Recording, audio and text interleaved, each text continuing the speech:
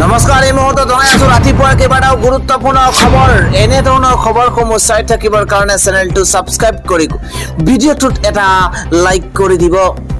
এটা গুৰুত্বপূৰ্ণ খবৰ ৰাতিপুৱাৰ জনাই আছো, কিয়নো বাংলাদেশত পুনৰ প্ৰতিবাদ আৰম্ভ হৈছে। নতুন চৰকাৰ গঠনৰ পাছতেই দিল্লীৰ পৰিৱেশ অত্যন্ত সংকটজনক। বাংলাদেশৰ ৰাজপথলৈ ওলাই আহিছে হাজাৰ হাজাৰ হিন্দু লোক। আমি জনাই আছো এটা বিশেষ খবৰ, কিয়নো চৰকাৰৰ গঠনৰ ২৪ ঘণ্টাৰ পাছতেই বাংলাদেশত পুনৰ প্ৰতিবাদ আৰম্ভ হৈছে। এবাৰ হিন্দুসকলে আৰম্ভ কৰিছে প্ৰতিবাদ। ৰাজপথলৈ ওলাই আহিল হাজাৰ হাজাৰ হিন্দু লোক। বাংলাদেশৰ এটা নতুন আপডেট জনোৱাৰ চেষ্টা কৰিছো, কিয়নো বাংলাদেশৰ হৃদপিণ্ড ঢাকাৰ হৃদয়ে প্ৰতিবাদৰ জোৱাৰ উঠিছে, প্ৰতিবাদ সাব্যস্ত কৰা হৈছে। বাংলাদেশৰ হৃদপিণ্ড ঢাকাত প্ৰতিবাদত জোৱাৰ উঠা পৰিলক্ষিত হৈছে। ঢাকাৰ ৰাজপথত হিন্দু সমাজে দেখুৱাইছে নিজৰ শক্তি। ইছলামপন্থীৰ অত্যাচাৰৰ বিৰুদ্ধে কঁপাইছে ৰাজপথ। সংখ্যালঘুৰ অধিকাৰ সুৰক্ষিত কৰাৰ দাবীৰে একেলগ হ'ল দল সংগঠন।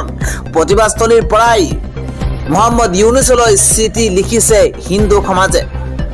ইগিৰে হিন্দু বৌদ্ধ খ্ৰীষ্টান সম্প্ৰদায়ৰ নিৰাপত্তা সুনিশ্চিত কৰাৰ দাবী উত্থাপন কৰা হৈছে।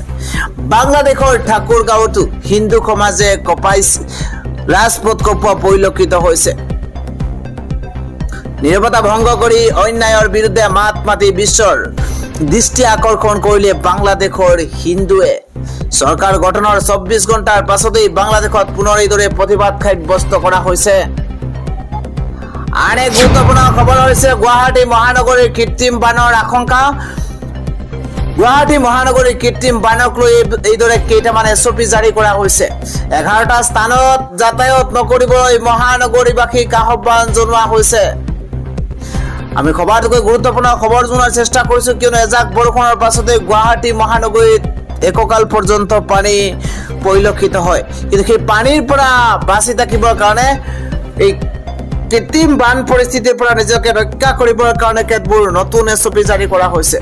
গুৱাহাটী মহানগৰীবাসীক কোৱা হৈছে যে ৰুক্মিণীগাঁও, জুৰিপাৰা, পাঞ্জাবাৰী, চাৰ্ভে, বেলতলা ৰোড, হাতীগাঁৱৰ পৰা আৰম্ভ কৰি SFS ৰোড, খাতগাঁও, GNB ৰোডত ক্ষমা কৰিব বৰিপাৰা, বৰাগাঁও, চান্দমাৰী, কমাৰ্চ পইণ্ট এইদৰে 11টাকৈ স্থানত যাতায়াত নকৰিবলৈ এইদৰে আহ্বান জনাইছে।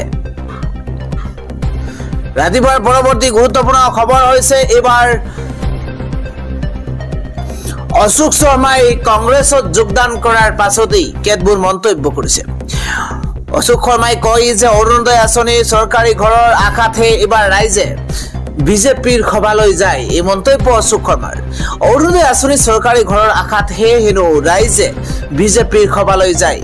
জেলত যোৱাৰ ভয়ত বিজেপিত যোগ দিয়াসকলে এতিয়া দাং কোপ মৰা কথা কয়। ভয় আৰু প্ৰলোভনৰ ৰাজনীতি কৰি আছে বিজেপিয়ে, মন্তব্য অশোক শৰ্মাৰ। বিজেপিলৈ নতুনকৈ অহা মানুহে দাং কোপ মাৰি ২৪ ঘণ্টাই কাম কৰো বুলি দাং কোপ মৰা কথা কয়। মই কেতিয়াও গেৰুৱা বসন পিন্ধা নাছিলো, সদায় কলা পেণ্ট আৰু বগা চাৰ্ট পৰিধান কৰি আছো। মোৰ বলিদানে দলৰ নিষ্ঠাবান পুৰণি কৰ্মীৰ উপকাৰ খাদিলে সুখী হম। দলৰ পৰা এলাগি কৰি ৰখা পুৰণি কৰ্মীক এতিয়া প্ৰলোভন দিয়া আৰম্ভ হৈছে। বহু নেতাক এতিয়া দলীয় দায়িত্ব ঠিকা দিয়াৰ প্ৰলোভন আৰম্ভ হৈছে। বিজেপি নেতৃত্ব অহংকাৰী, হিমন্ত বিশ্ব শৰ্মা অহংকাৰী বুলি মন্তব্য কৰিছে অশোক শৰ্মাই। ফোন কৰি প্ৰলোভন দিয়া আৰম্ভ কৰিছে একাংশই। নিবনুৱা সমস্যাক লৈ মুখ্যমন্ত্ৰী হিমন্ত বিশ্ব শৰ্মাই ডাক ডোল বজাইছে। 1 লাখ নিযুক্তি গোটাক মিছা বুলিতো মন্তব্য কৰিছে।